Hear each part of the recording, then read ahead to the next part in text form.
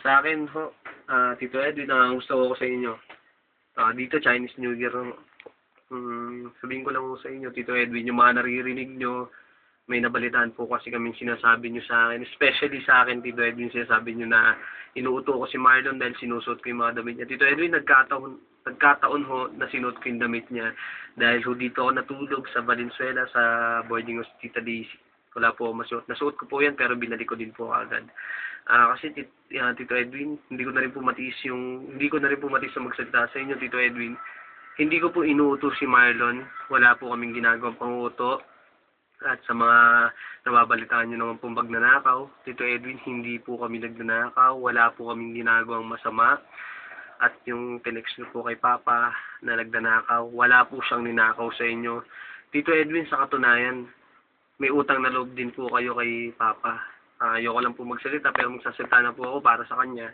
Dahil syempre po, anak din po ako na syempre yung mga nakikita ko, naririnig ko na sinasabi niyo sa kanya, nasasaktan din ho ako. Kahit hindi niya po ako pinalaki, kahit hindi po ako lumaki sa poder niya, ama ko pa rin po siya. Kahit po siguro kayo na anak, magagalit din po kayo kapag pinagsalitaan yung ama niyo. Tito Edwin, hindi niyo po alam kung ano ang paghihirap ng papa ko. Binubuhay kami dito, na kahit papano nakakaraos kami. Kahit ganyan po, nagtaxi siya. Nabubuhay niya po kami ng marangal, Tito Edwin.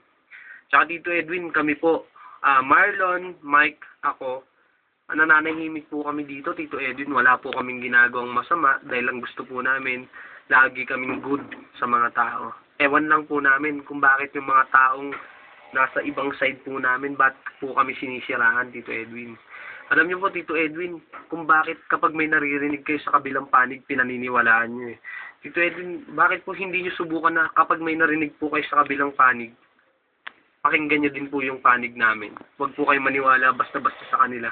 Kasi Tito Edwin, kapag may sinabi yung kabilang panig, nadadagdagan ho.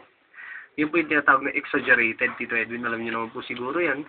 Ganun po, kapag may sinabi sila, na tungkol sa amin, naniniwala kayo. Kami naman pong walang ginagawa, tahimik lang po kami. Ayaw na po naming sumagot kasi pinapabayaan lang po namin sila. Paano naman yan, Tito Edwin, nasusobrahan na po nila yung salita nila sa amin.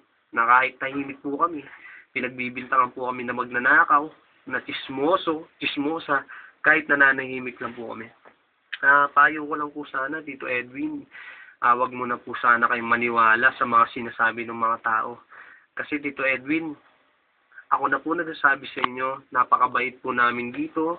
Kung hindi man po kayo maniwala, kami nila Mike, nila Marlon, lagi po kami nandito sa loob ng bahay, tahimik, nagbabantay ng boarding house ni Tita Daisy.